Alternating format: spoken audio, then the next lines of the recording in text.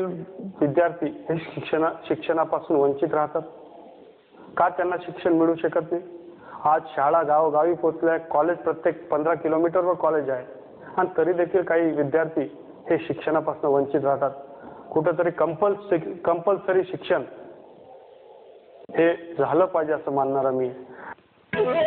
लोकप्रतिनिधी म्हटलं की निवडणूक जिंकल्यानंतर न दिसणारी व्यक्ती ही सामान्यांची भावना. परंतु जयकुमारजींनी आमदार आपल्या गावी आमदार आपल्या दारी या अभिनव संकल्पनेतून जनसामान्यांमध्ये आपली एक वेगळी ओळख निर्माण केली आहे. एक मॅनेजमेंटचा स्टुडंट आहे आणि मॅनेजमेंट केल्यामुळे मला एक माहिती आहे की आपल्याला जे करायचं ते नियोजनबद्ध केलं पाहिजे आणि म्हणून एक मनामध्ये आलं की आपण एक आगळा वेगळा कार्यक्रम रचावा. त्याच्यामध्ये त्याचं नाव आम्ही दिलं आमदार आपल्या दारी आमदार आपल्या घरी. त्या कार्यक्रमाच्या माध्यमातून पंचायत समिती स्तरावरचे किंवा जिल्हा स्तरावरच्या आवश्यकतेनुसार त्या अधिकाऱ्यांना त्या गावांमध्ये बोलवायचं, गावाची ग्रामसभा ठेवायची आणि मग तो सरपंच कुठल्या पक्षाचा आहे कुठल्या गटाचा आहे तो न पाहता पंचायत समिती सदस्य, जिल्हा परिषद सदस्य, ग्रामपंचायत सरपंच व सारे सदस्य यांना बोलावून त्याचबरोबर इकडे BDO पासून तहसीलदार पासून सारे विभागाचे अधिकारी आणि जमलं तर जिल्ह्याचे अधिकारी जर महत्त्वाचा काही विषय असला तर हे सगळ्या लोकांना घेऊन जनतेमध्ये जायचं, जनतेच्या घरापर्यंत जायचं आणि एक विषयाचा तक्ता तयार केला. पाणी पुरवठा, घर, शिक्षण, आरोग्य, पोलीस या सगळ्या विषयांच्या बाबतीत माहिती लोकांकडून विचारायची. जनता ती निर्भीडपणे ती माहिती देते. अधिकारी वेळेवर येतात आहे का, काम करतात आहे का, त्यांच्या बाबतीत काही समस्या आहे का किंवा अशा काही प्रश्न आहेत जे कधी सुटू शकत नाही. आणि ही एक आमदार आपल्या गावी आमदार आपल्या दारी या कार्यक्रमाच्या माध्यमातून ते प्रश्न सुटतात. अनुभव असा आला की काही प्रश्न असतात ते 5 मिनिटाचे असतात, ते तातडीने तो अधिकारी तिथेच सोडवतो, तिथेच तो प्रश्न मिटतो.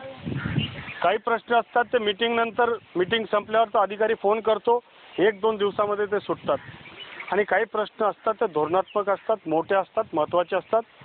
त्यांच्यासाठी एक मला माहिती मिळते व या गावाला पाण्याची टाकी पाहिजे, त्या गावाला रस्ता पाहिजे, त्या गावाला शौचालय पाहिजे, त्या गावाला वेगळी काही समस्या आहे. ही एक माहितीचा तक्ता मी तयार करतो. तक्ता तयार केल्यानंतर कम्प्युटरमध्ये आम्ही त्याला फीड करतो आणि त्या विभागासंदर्भात तिथे मीटिंगला गेलो, पाणी पुरवठाची बैठक आहे, पालकमंत्री आलेत, तर मग शोधायचं काम नाही, यादी तयार आहे. त्या यादीमध्ये कुठल्या कुठल्या गावांना पिण्याच्या पाण्याची समस्या आहे, लगेच ती यादी आमदार आपल्या दारी आपल्या गावी या योजनेमधून मिळालेल्या माहिती, इन्फॉर्मेशन, डेटा हा लगेच सादर करायचा आणि आपले कामं मार्गी लावून घ्यायचे.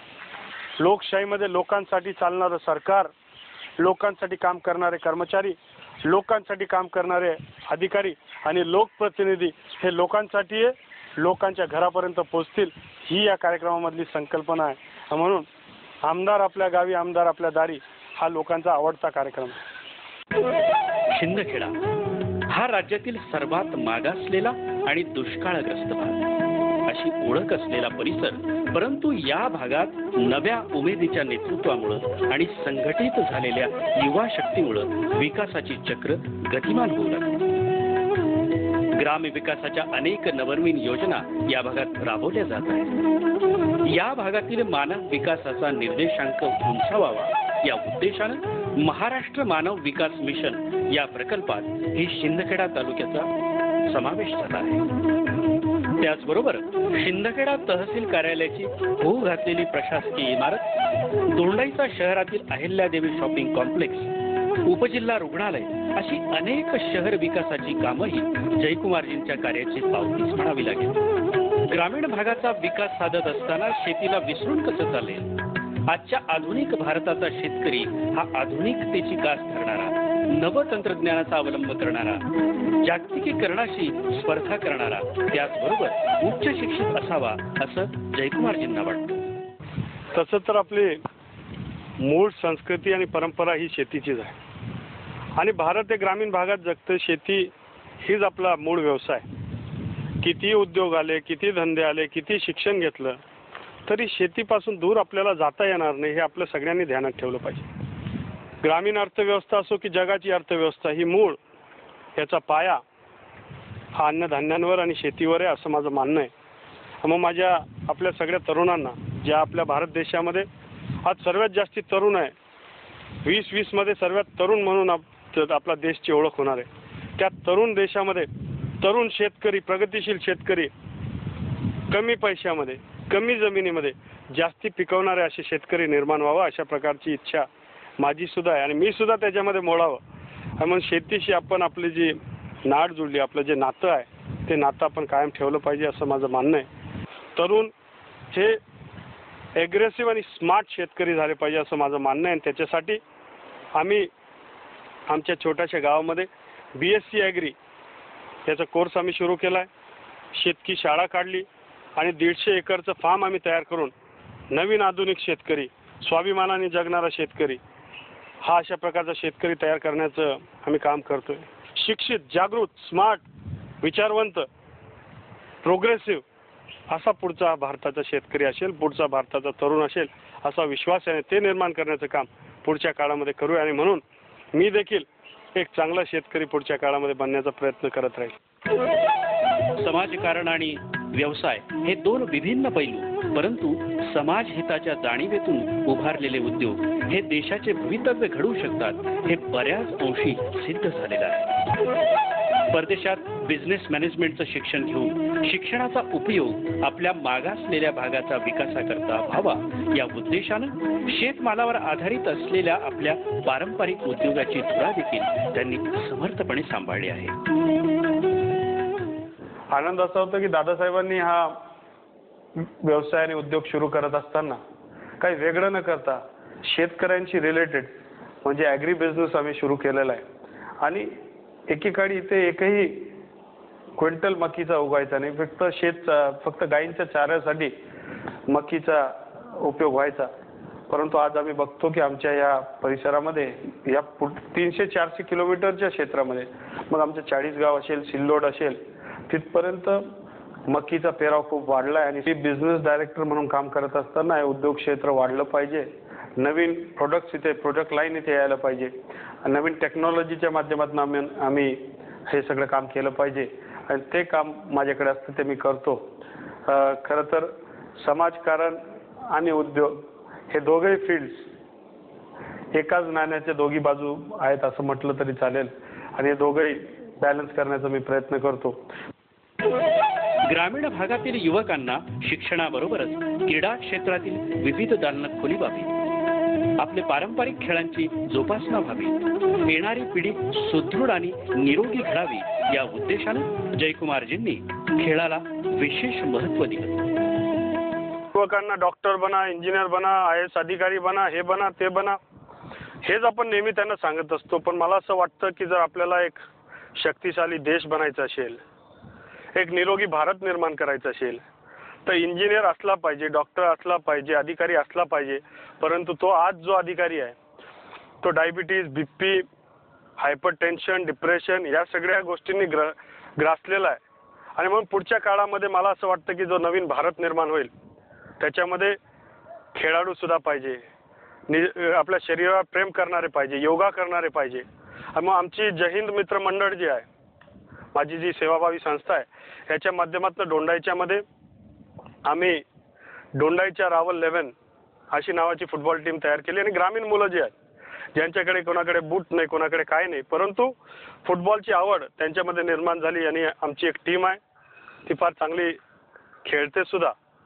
आणि पुढच्या काळामध्ये जसं युरोपमध्ये एखादी क्रिकेट टीम असते, एखादी फुटबॉल टीम असते आणि ती फुटबॉल टीम खेळते आणि त्याच्यामधल्या क्रीडाडूंचं उपजीविकेचं जे साधन होतं, आज आपण पाहिलं की IPLच्या माध्यमातून अनेक क्रिकेट प्रेमींना संधी मिळाली. पण क्रिकेटवर मर्यादित न राहता फुटबॉल, हॉकी, कुस्ती या सगळ्या क्रीडांकडे आपण लक्ष दिलं पाहिजे.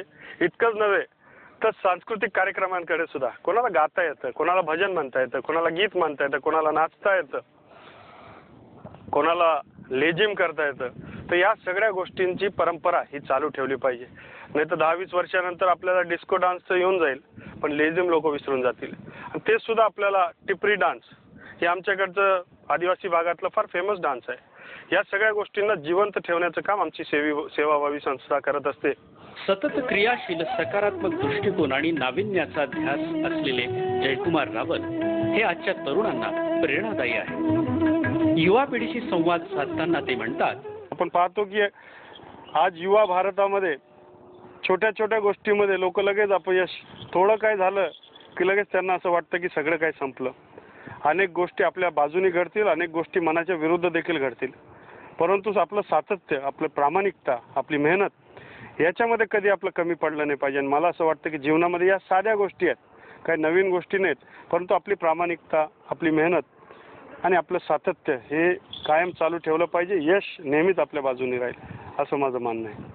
सुसंस्कृत आणि समृद्ध परंपरेचा वारसा लाभलेले जयकुमार रावल यांच्या कार्यात त्यांच्या पत्नी सुभद्रा देवी रावल यांचीही मोलाची साथ लागते. सुभद्रा देवी ह्या मध्य प्रदेशातील नागोद संस्थानचे महाराजे महेंद्रसिंह जुदेव यांच्या राजघराण्याशी निगडीत असल्यामुळे समाजकार्याचे संस्कार बालपणीच त्यांच्यामध्ये रुजले. त्यामुळे जयकुमारजींच्या समाजकार्यात त्यांचाही सहभाग असतो.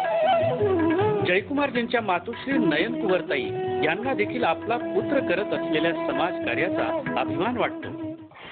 जसं जीवन मनुष्य जगतो स्वतःसाठी नाही पण दुसऱ्यांसाठी, जसं जयकुमार भाऊ आता समाजसेवा करून राहिले. ते म्हटलेलं आहे की जब तुम आओ जगत में जग हसे तुम रो, करनी ऐसी कर जाओ की जग रोए तुम हसो. तर भाऊने निश्चितच एवढ्याशा वयात इतकं सुंदर आमदार असून काम केलेलं आहे.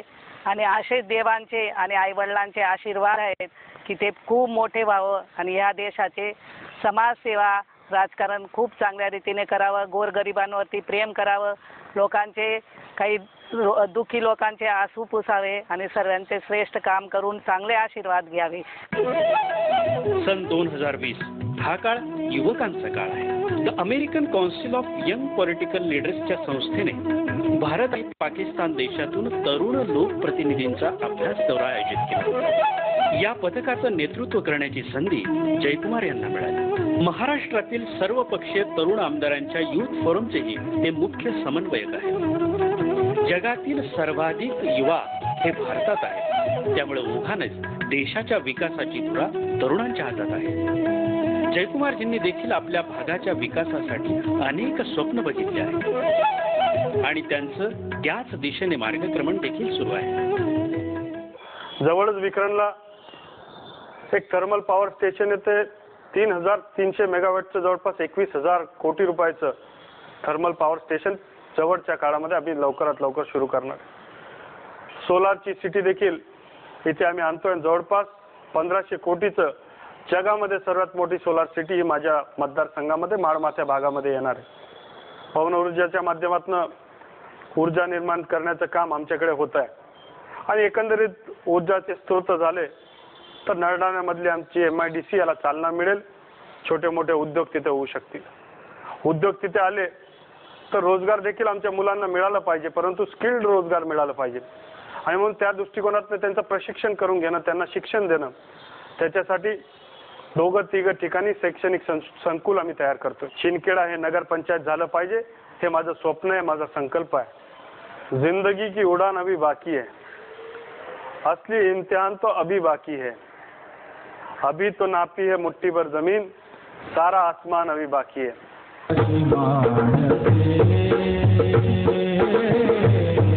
हमेशा